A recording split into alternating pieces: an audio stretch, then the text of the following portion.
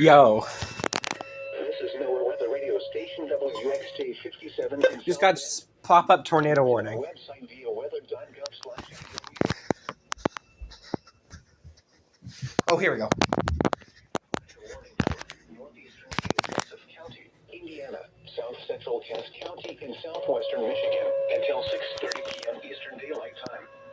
At 5:52 p.m. Eastern Daylight Time, a severe thunderstorm capable of producing a tornado is located over Granger, moving northeast at 15 miles per hour. What?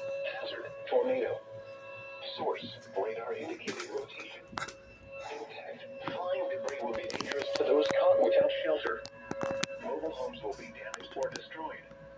Damage to roofs, windows, and vehicles will occur. It's not even thunder. Tree damage is likely. This dangerous storm will be near Granger and Edwardsburg around 6 p.m. Eastern Daylight Time. Other locations impacted by this tornadic thunderstorm include Townsville and Eagle Lake. This includes Interstate 80 in Indiana between mile markers 79 and 85. Take cover now.